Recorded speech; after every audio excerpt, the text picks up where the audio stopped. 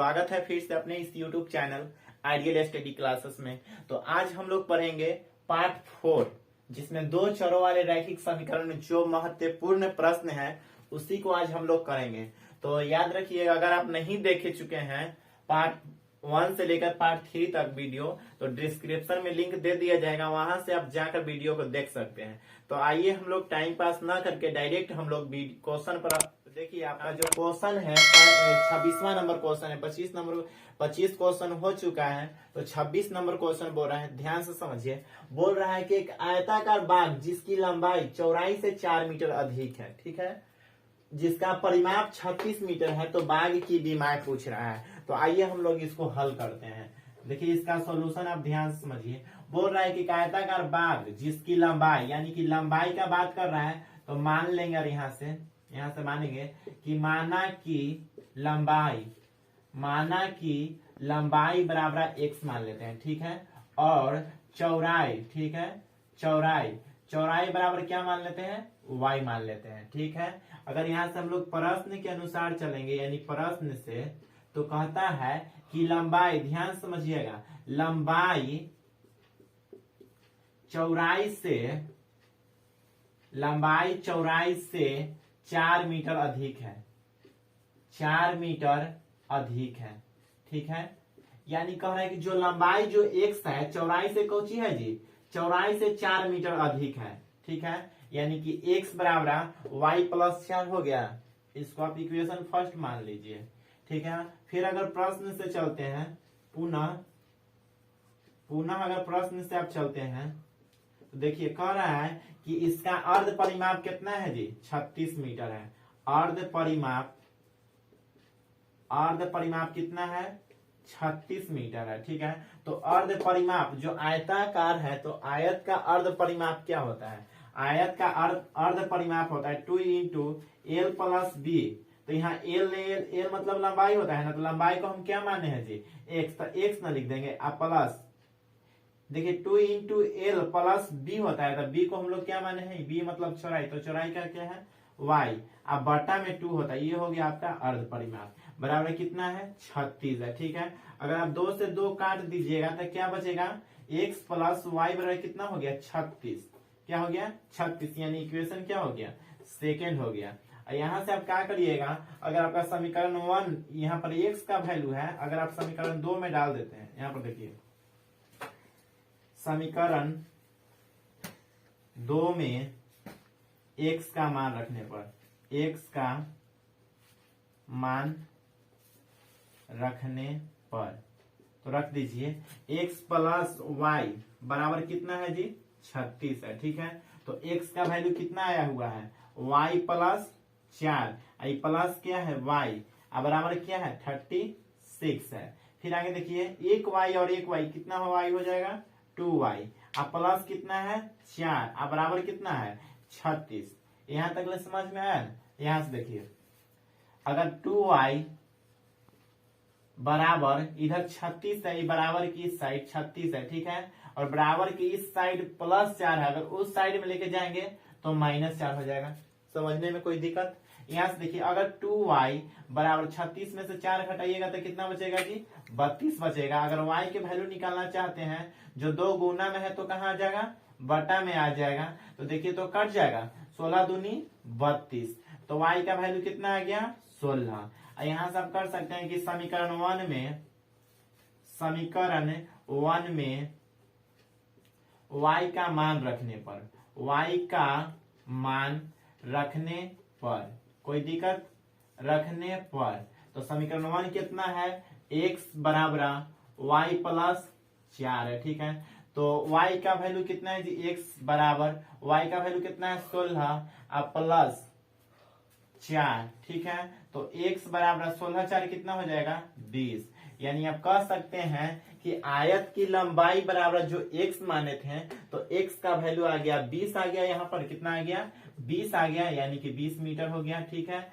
और चौड़ाई को आप माने थे y, तो y का वैल्यू कितना आया 16 आया, कितना आया 16 आया है। तो यही क्या हो गया आपका राइट आंसर हो गया दोनों।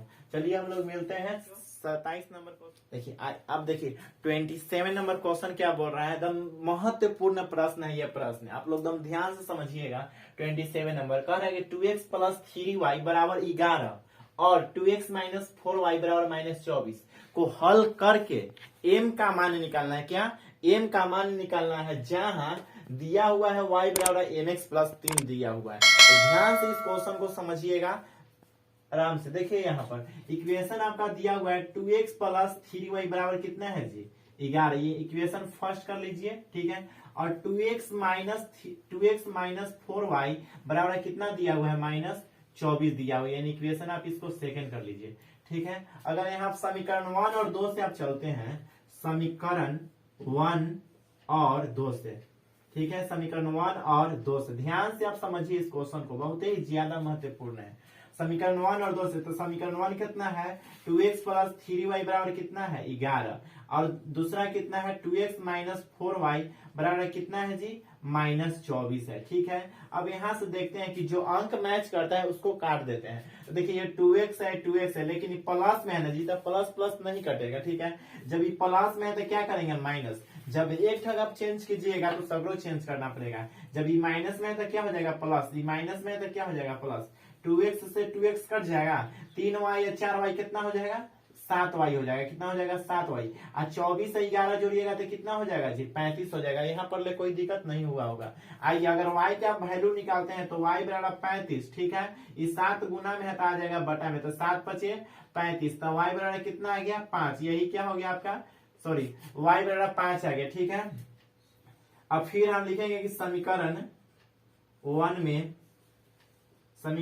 में y का मान रखने पर, y का मान रखने पर, तो समीकरण 1 कितना है जी 2x प्लस 3y बराबर कितना है 11, ठीक है। तो 2x प्लस 3 गुना y का मान कितना आया हुआ है 5 बराबर कितना है 11, तो 2x आप प्लस 3 पचे कितना हो जाएगा जी 15, 3 पचे 15 बराबर 11। तो यहाँ से आप x का वैल्यू निकालते हैं तो 2x बराबर 11 है, तो 11 इधर 15 प्लस में, तो इधर आगे क्या में हो जाएगा माइनस में हो जाएगा, कोई दिक्कत। अगर आप 2x बराबर वर्गा अंक में माइनस तो माइनस दीजिएगा, और 15 में से 11 में से 15 घटेगा तो क्या बचेगा जी -4 बचेगा ना, क्योंकि वर्गा अंक में माइनस है। तो 2x बराबर -4 आ गया। अगर आप 2x बराबर -4 आ गया तो x का वैल्यू क्या हो जाएगा -4 बटा में, जो 2 गुना में कहा जाएगा बटा में, तो 2 दूनी क्या हो जाएगा 4, तो x बराबर कितना आ जाएगा -2 आ जाएगा, ठीक है। तो x और y के वैल्यू ज्ञात करने के लिए नहीं बोला, बोला है कि m का वैल्यू ज्ञात करना है।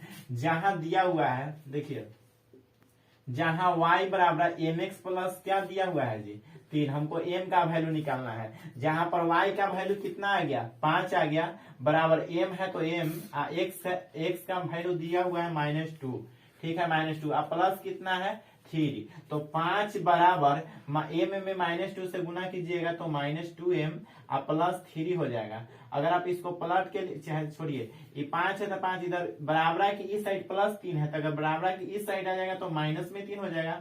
अब बराबर क्या बच गया -2m बच गया, 5 में से 3 घटेगा तो 2 बचेगा, अब बराबर -2m बचा हुआ है, ठीक।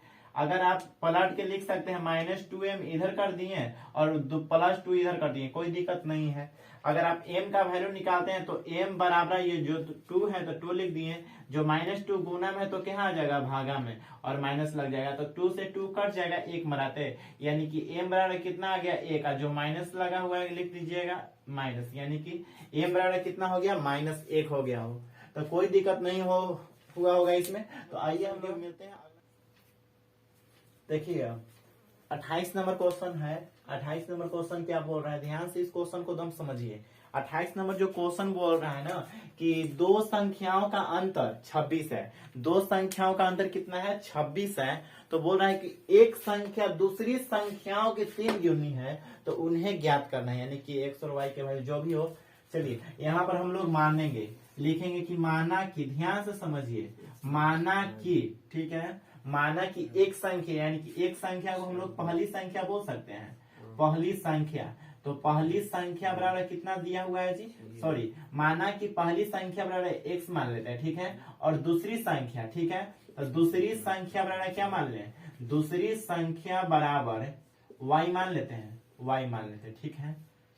चलिए अब हम लोग प्रश्न से चलते हैं, ध्यान समझिए। प्रश्न से अगर हम लोग प्रश्न से क्वेश्चन पढ़ते हैं तो ध्यान से देखिए क्या बोल रहा है क्वेश्चन में। दो संख्याओं का अंतर, यानी अंतर मतलब घटाव, यानी दो गो संख्या जो पहला दूसरा संख्या है वो दोनों का अंतर कितना है जी, 26 है। यानी कि x माइनस वाई बराबर कितना है, 26 है। Equation first. यहाँ पर कोई दिक्कत, जैसे में दो संख्या, पहली संख्या x और दूसरी संख्या y, दोनों संख्याओं का अंतर कितना है, 26 है। यानी इक्वेशन फर्स्ट हो गया। पुनः प्रश्न से हम लोग चलेंगे, पुनः यानी कि प्रश्न से, फिर प्रश्न से क्वेश्चन पढ़ेंगे। बोल रहा है कि एक संख्या दूसरी संख्याओं की 3 गुनी है। देखिए एक संख्या जो दूसरी संख्या y है, दूसरी संख्या के कितना है जी, 3 गुनी है, यानी कि 3 से गुना कर दिए। यहाँ पर कोई दिक्कत, तो इसको मान लेते हैं इक्वेशन सेकेंड मान लीजिए। अब देखिए यहाँ पर जो x का मान है, अगर समीकरण 1 में डाल देते हैं, यहाँ से इसे लिखिए, समीकरण 1 में x का मान रखने पर, x का मान रखने पर, तो इक्वेशन कितना है जी, समीकरण 1 कौन है, x माइनस वाई बराबर कितना है, 26 है। तो x का वैल्यू आया है 3y, कितना है 3y। आई जो माइनस वाई है तो माइनस वाई बराबर कितना है 26, ठीक है। अगर 3y में से एक y घटा दीजिएगा तो सिंगल y 2y बचेगा, तो 2y बराबर कितना हो जाएगा जी 26। यहाँ से y का वैल्यू निकालना होगा, तो 26 जो 2 गुना में कहा जाएगा, बटा में। तो देखिए 13 दूनी कितना हो जाएगा 26, तो y का वैल्यू कितना आ गया 13, ठीक है। y का वैल्यू कितना आ गया 13 आ गया। फिर आप यहां से लिख सकते हैं कि समीकरण 2 में y का मान रखने पर, y का मान रखने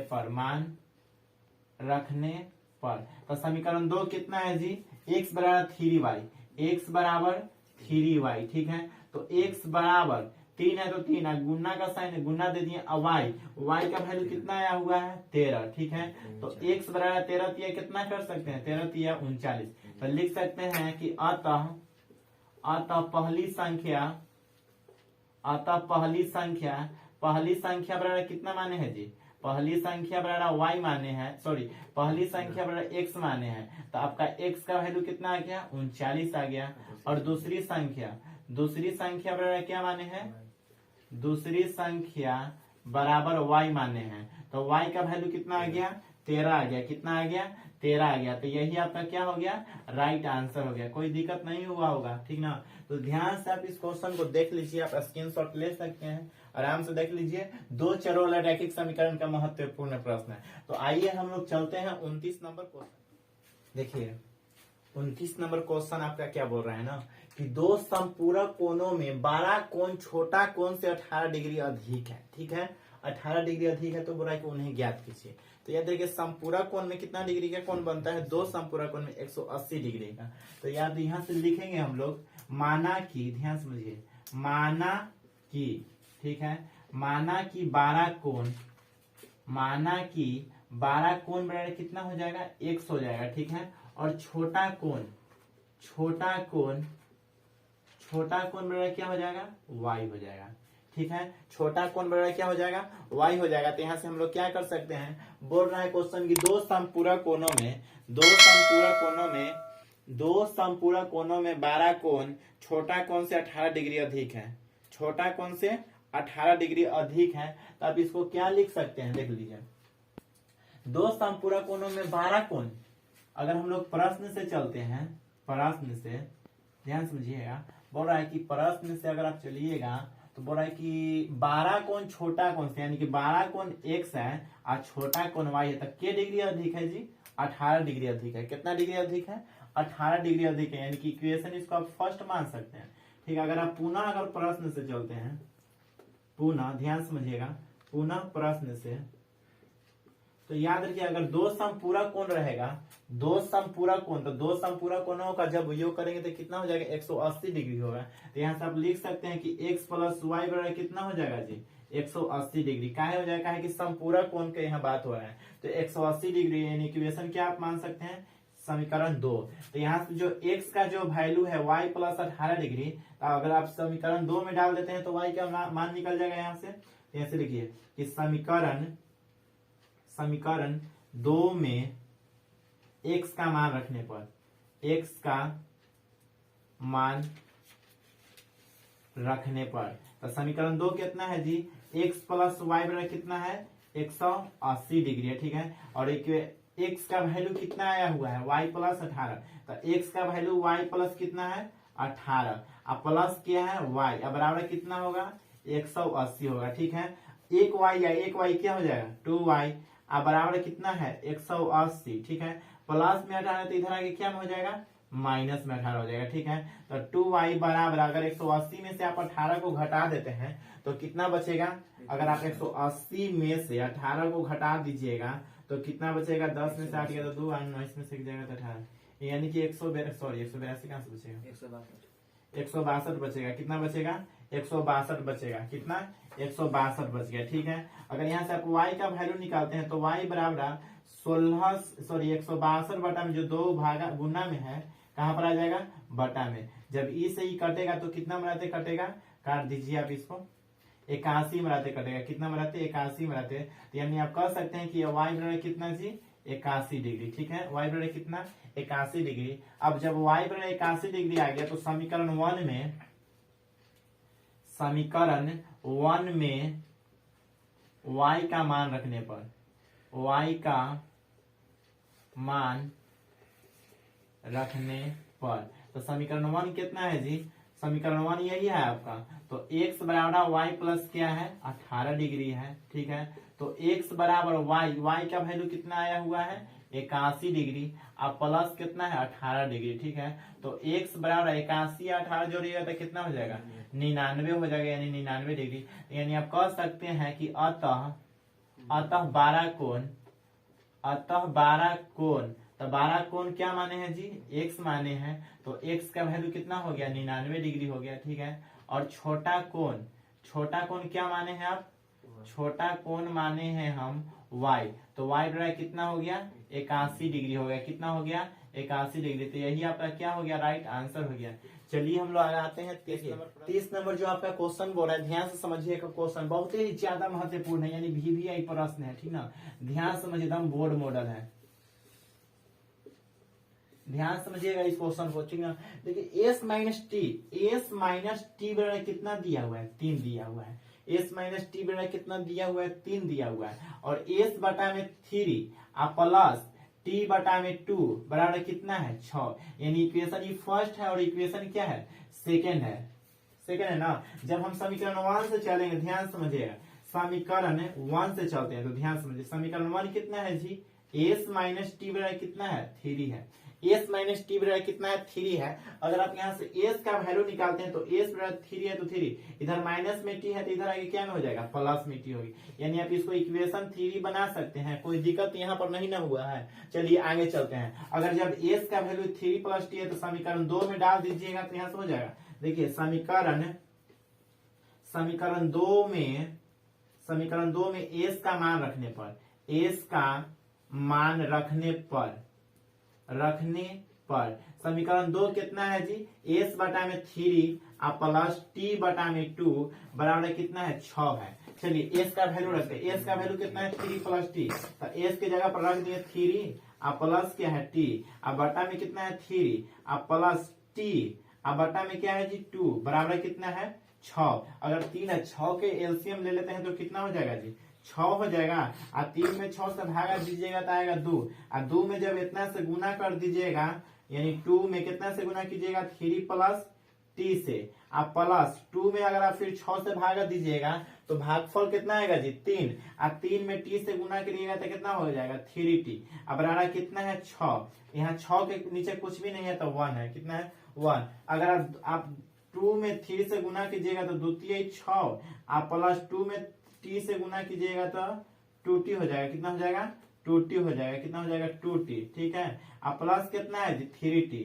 अब बराबर कितना है 6, और इसके बटा में कितना है 1 है, और इस 6 के नीचे क्या छुपा हुआ है 1 छुपा, सॉरी यहाँ पर 6 है और 6 के नीचे 1 छुपा हुआ है, ठीक। अगर यहाँ से आप तिरछा गुना कर देते हैं, तिरछा गुना, जैसे हम देखिए इतना में एक स्टेप लिख देते हैं यहाँ पर, अगर आप 6 है तो 6 आप प्लस 2t या 3t कितना हो गया जी 5t हो गया। ठीक है, बराबर कितना है 6। अब बटा में इसके कितना है 6 और इसके बटा में 1 छुपा हुआ है। यहाँ से आप तिरछा तिरछी गुना कर दीजिए। जब एक में इतना से गुना कीजिएगा तो 6 प्लस कितना हो जाएगा 5t हो जाएगा, बराबर 6 में 6 से गुना कीजिएगा तो क्या हो जाएगा 36 हो जाएगा। ठीक है, तो 5t का वैल्यू निकालना है तो 5t बराबर 36 है। ठीक है, इधर प्लस में 6 है तो इधर क्या में हो जाएगा माइनस में। तो 5t बराबर 36 में से 6 घटाइएगा तो कितना आ जाएगा 30। तो यहाँ से t का वैल्यू निकालना है तो 30, जो गुना में 5 है तो कहाँ जाएगा बटा में, तो 5 का क्या लिख सकते हैं 30। तो t का वैल्यू कितना आ गया 6 आ गया। t का वैल्यू कितना आ गया 6 आ गया। तो फिर यहाँ से आप लिख सकते हैं कि समीकरण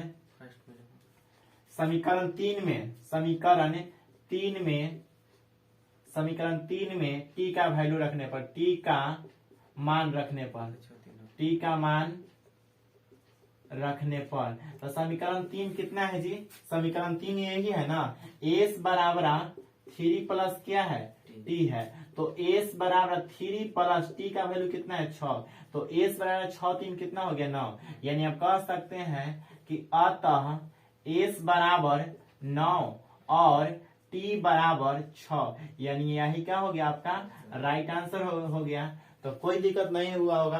ध्यान से क्वेश्चन को कंप्लीट कर लीजिए कि बहुत ही ज्यादा महत्वपूर्ण प्रश्न है 10th के लिए, जो एग्जाम 2022 में होने के लिए है, बहुत ही ज्यादा महत्वपूर्ण है। तो आइए हम लोग मिलते हैं, आज के लिए इतना ही रहने दीजिए और वीडियो को लाइक सब्सक्राइब शेयर जरूर।